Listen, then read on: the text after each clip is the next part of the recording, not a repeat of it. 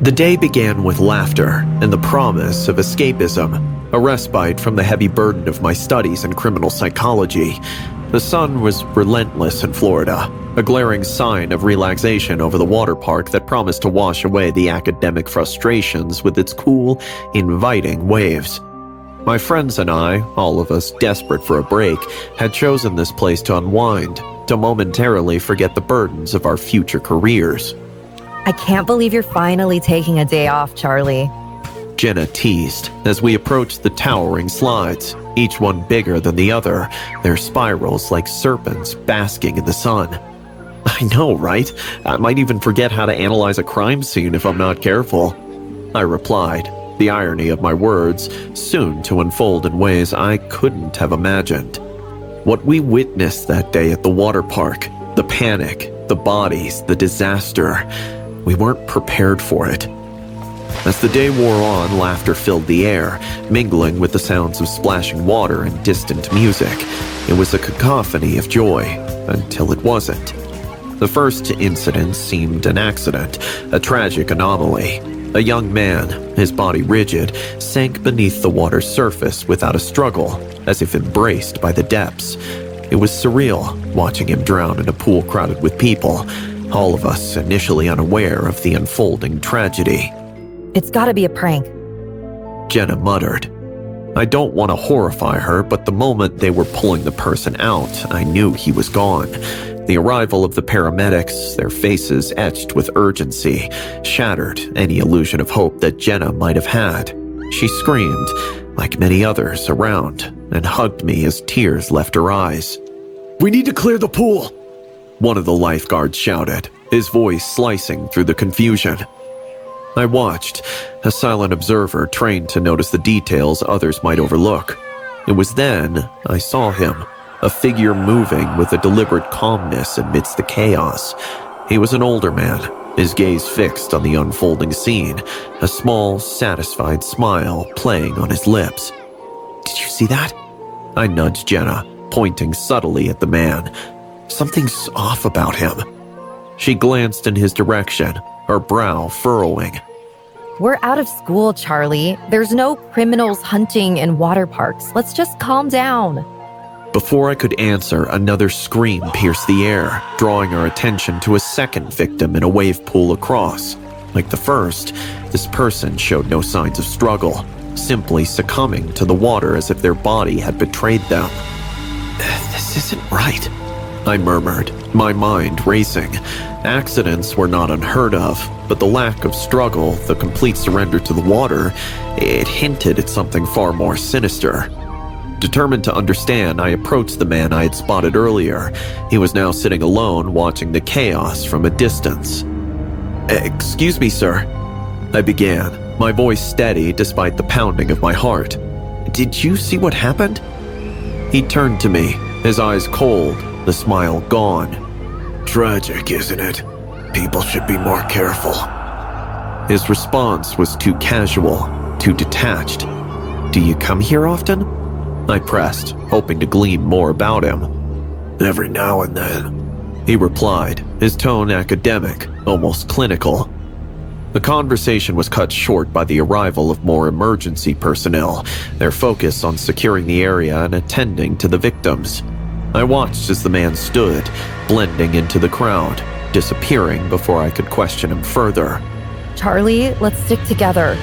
Jenna said, her voice laced with anxiety. This is getting too weird. She was right. The festive atmosphere had soured, the laughter replaced by whispers of fear and confusion. Yet, amidst my fear, my curiosity, my need to understand the why and the how grew stronger. It was then I decided to follow my instincts, to delve deeper into the mystery that had turned a day of leisure into a nightmare. Little did I know, the truth I sought would lead to one of the darkest days in our recent times. As the day descended into chaos, with the park's once vibrant atmosphere now overshadowed by fear, my resolve to uncover the truth behind the sinister events only strengthened. The memory of the man's detached demeanor lingered in my mind, a puzzle demanding to be solved. My friends, sensing my determination, rallied around me, despite their own apprehensions. We should really inform the authorities, Charlie. This could be dangerous. Jenna insisted, her concern palpable. I will, but first I need to understand what we're dealing with, I replied, my decision firm. The knowledge I'd acquired in my criminal psychology course became a beacon, guiding my next steps. We divided our efforts, agreeing to discreetly observe and gather any information that could shed light on the situation. It wasn't long before I noticed a pattern as more people started drowning in other areas of the water park. Before each incident, the same man was always in the vicinity, his presence a constant among the variables. Armed with this realization, I approached the park security, relaying my observations and suspicions. The security team, already on high alert, promised to discreetly monitor the man while ensuring the safety of the remaining guests. As the security initiated their subtle surveillance, I couldn't shake off a feeling of being watched. Turning, I caught a fleeting glimpse of the man, his gaze now fixed on me, an ominous glint in his eyes. The hunter had become the hunted. The confrontation was inevitable, so I decided to confront him head-on. Why are you doing this? I demanded, cornering him away from the crowd. Who are they? His response was chilling, a confession delivered with chilling calmness. I'm an architect of fear, Charlie. I create scenarios to observe human reactions to fear and paralysis. It's fascinating, don't you think? My blood ran cold at his words, but it was his next revelation that truly shook me to my core. Do you remember me, Charlie? I doubt it, but I remember you. Your father was my esteemed colleague, whose life's work I continued after his untimely death. The connection snapped into place, a twisted lineage of study and madness. My father, a renowned neurologist, had died in a lab accident years ago, his research into paralytic agents lost with him, or so I had thought. You're his protege. I realized, the pieces of the puzzle aligning into a horrifying picture. Precisely. And today I proved that I completed his work. Plant-based paralytics, shared paranoia. You know, your father wouldn't have tried it on himself if your stupid mother wouldn't have alerted the administration. And now, when I should have been savoring my masterpiece with a glass of iced tea, you alerted security. I would have handed myself over once this was over, Charlie. But I needed you to be here. Your father was my idol, and you, his son, will be my masterpiece. He proclaimed, revealing a syringe hidden within his coat. The ensuing struggle was a blur, a desperate fight for survival. It was only through sheer luck and the timely intervention of park security that I managed to escape his grasp, the syringe shattering harmlessly on the ground. The man was apprehended, his reign of terror brought to an end, but the scars of that day remained etched into my memory. The water park, once a place of joy, had become a scene of nightmares, with 13 people dead. The final twist, a revelation that haunts me to this day, was the understanding that the line between genius and madness is perilously thin, and that sometimes the monsters we fear lurk not in the shadows, but among us. I remember the day as if it were yesterday, though it's been 20 years. My name is Ed, and I'm a psychologist. I've spent a considerable part of my career studying the impact of unresolved trauma on the human psyche. Perhaps my interest in this field was sparked by a personal tragedy, the loss of my best friend, Jamie, at a pool party I had thrown in my backyard 2 decades ago. It was ruled as an accidental drowning, but something about that day never sat right with me. The way the light danced mockingly on the water's surface as we all stood in disbelief, the hushed whispers that followed, and the faces of those present, 7 boys and girls, now men and women, who I suspected knew more about Jamie's death than they let on. On Jamie's 20th death anniversary, I received a text from his sister. She was going through his old stuff and found an image of us from 2 decades ago. My heart told me that there was something more to his death, and then when I received that picture, I got reminded of my best friend. He always shared his food, taught me how to skate, and got me into Dungeons and Dragons. He even taught me how to tie my shoelaces. The least I could do now after 20 years was to use my experience and get the truth, perhaps approach it like an experiment. So I staged a pool party, mirroring the one from our youth, and invited those 7 individuals under the guise of a nostalgic reunion. Each had moved on, or so it seemed, their faces etching a map of the years that had passed, yet within their eyes, I searched for traces of guilt. As the evening sun dipped below the horizon, casting long shadows around the pool that had been the scene of my greatest loss, I proposed a game of truth or dare. It was a fitting choice given our shared history. Let's start with something light, I suggested. Dare for Adam. Dive into the pool and swim 10 laps without stopping. See if he still doesn't sink with his belly. Adam, once the jock of our group, hesitated, only a moment before complying.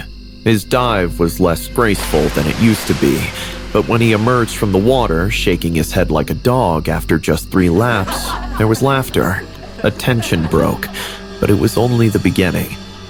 I followed it up with some fun tasks, got out some gossip, and chose some dares which we only did as kids. Along with these dares, I was also passing them more gin and tonics, and it didn't take the group much time to get loose. In between, I suddenly brought up that Jamie used to love throwing rocks at the crows which sat on the cables beside the pool, and the tone sombered down. This was an important play, a part of suggestive poking, as I call it. And the very next question I put to Lisa, the same question which I had asked her 2 decades ago, but she refused to answer. Truth for Lisa, did you ever hide something important from someone at this very party 20 years ago? Yes.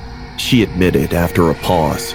I saw someone push Jamie, but I was scared. I didn't know what to do. A collective gasp filled the air, and the atmosphere shifted palpably. I didn't want the awkwardness to linger, so I pulled out a few more fun questions to divert the attention on what Lisa had said. Dare for Michael. Stand on the diving board and recount the day Jamie died. The whole truth. Michael, whose loyalty to Jamie had always been in question, climbed onto the board reluctantly. I can't, he stammered, stepping down. The admission of his cowardice was damning in its own right.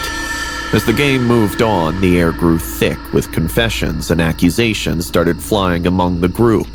Yet, the confession I sought remained elusive, dangling just out of reach as the evening wore on. That is when people started leaving. As I cleaned up the remnants of the party, my mind raced with possibilities. Had I come any closer to the truth? Or had I merely reopened old wounds for nothing? Only time would tell. But one thing was certain. The game of truth or dare had set something irrevocable in motion. As a psychologist, I understood the power of guilt and the weight of secrets held for too long. It was the next day when the breakthrough came. Lisa reached out to me. Ed, we need to talk.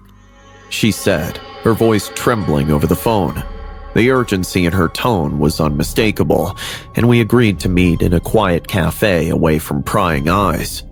Sitting across from me, Lisa looked like a shadow of a girl I once knew. After the party, I couldn't stop thinking about what I said, about what I saw. It wasn't just someone pushing Jamie. It was Thomas. The name hit me like a physical blow. Thomas, one of our closest friends, always the life of the party, always the one we thought would do great things. How had I not seen it? Why didn't you say anything before? I asked, my voice barely a whisper. I was scared. Thomas threatened me afterwards. I was just a kid, Ed. I didn't know what to do. And then as time went on, it just got harder to say something. Her confession, while seemingly straightforward, painted a seed of doubt in my mind. As a psychologist, I'm trained to notice discrepancies in behavior and speech, and something about Lisa's narrative didn't align. Her body language betrayed her, the way she avoided eye contact and the slight tremble in her voice, not of fear, but perhaps guilt. I casually mentioned a fabricated piece of evidence, a tactic often used in therapy to encourage honesty. You know, Lisa, they are reopening his investigation. His sister found the strangest thing among Jamie's belongings recently, a locket inscribed with the initials LS. I know you had been cheating on your boyfriend at the time with him. Curious, isn't it?